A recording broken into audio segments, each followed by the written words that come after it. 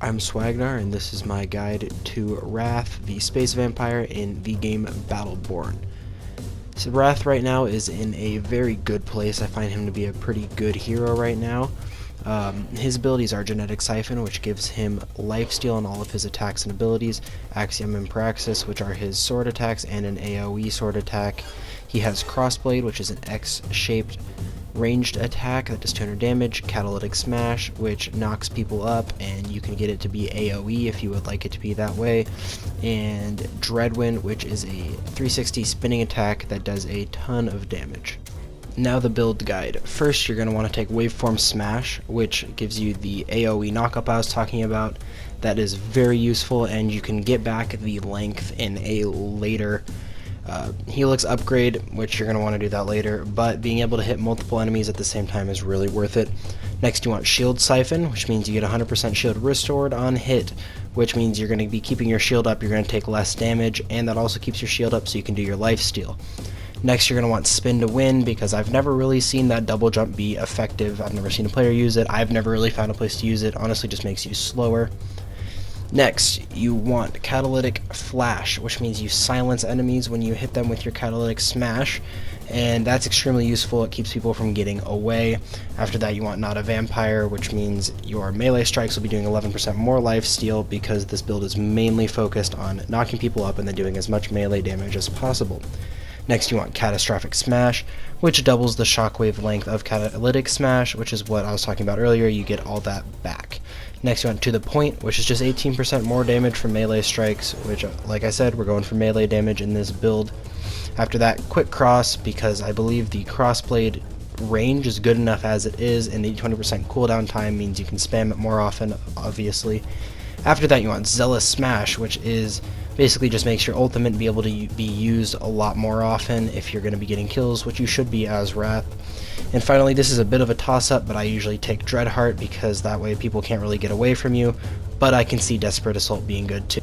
My recommended build is increased healing, attack damage, attack speed, or crit percentage. You can play around with whatever items you have to get those. The generate items are usually the best for this, so try to pick up some of those.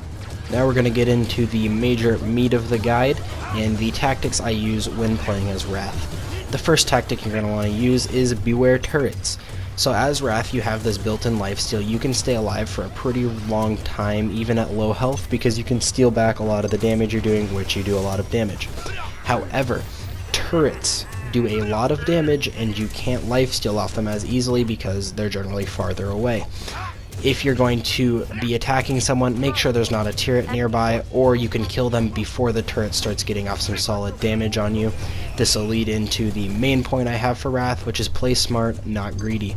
I see a lot of Rath players playing extremely greedy. They chase kills, and they really hurt their team because they spend half the game chasing people who they're never going to be able to kill, instead of picking up objectives, shards, building things, stuff like that are much more helpful for the team to win. Right, the next tactic I'm going to talk about is crossblading in the air. This is when you use your Catalytic Smash and you knock up the enemy. You can then use your crossblade to hit them while they're in the air. I just tried it in the video, but I missed because I suck. But you kind of get the point. It's just some free damage because you're not able to melee them while they're in the air because they're too high for you to be able to hit them. After that is your crossblade finisher. This one is pretty, generic. Basically, if you have your crossblade up, use it as a ranged attack to hit people when they run away. It does a surprising amount of damage, which, they're going to be caught off guard if a melee champion is chasing them and then they just take 200 damage. That's usually a good amount for most heroes, especially the squishy ones. Now the hardest thing a lot of times for melee champions is picking up farm, because you're harassed by the ranged champions a lot in this game when you're trying to pick up farm. So what you're going to want to do is use your alternate auto attack. So I believe it's left mouse button or your L1, L2, depending on how you have your control set up on PlayStation. So basically what you want to do is use this alternate attack, its area of effect, and it thins out the waves pretty quickly. I find it extremely useful, and also if you can hide behind your own minions a little bit, they'll take the damage instead of you, which is pretty useful because, obviously you're not going to be taking as much damage. After that, teamwork. So, I mean, this sounds pretty generic, and you're like, I can't really affect my team, but yes, you can. One of the things you want to do is, if you're going to go in on an enemy, make sure you have someone with you. Although Rath is a really good 1v1 hero, I don't think he's the best in the game, but he is very good.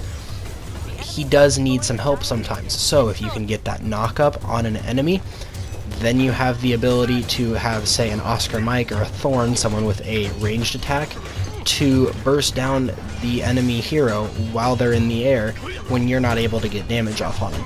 This will help your team get a little bit fed, it'll make them think you're a much better player because you seem to be helping them out more, and overall your team will just win more games.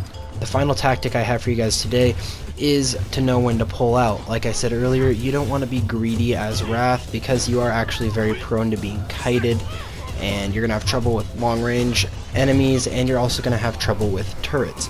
So if you'll watch the gameplay in the background here, you might have to go back a little bit to find some stuff on it, but if I'm pushing too far into enemy territory, even if the enemy only has, say, 4 or 5 auto attacks left of health, I'm still going to leave, as I did just now in the video, chasing that Galilea. I realized, hey, this guy's going to get away from me, I might as well leave and make myself useful somewhere rather than running deep in enemy territory, most likely dying, and probably not even picking up the kill, which is generally what happens when you go that deep into the enemy territory. Final thing I'm going to talk about is using your ultimate a lot, and it's pretty simple, just use your ultimate a lot. It does have a pretty low cooldown, so you can use it a lot, plus the helix we got allows you to use it more often with the 3-second reduction on every kill. So guys, thanks for watching this video today. I hope it'll help you play Rath better, especially with the new nerfs to a lot of heroes. Rath didn't really get touched, so he should be really powerful once the game fully releases, unless some unforeseen nerf happens. Thanks for watching. Swagnar out.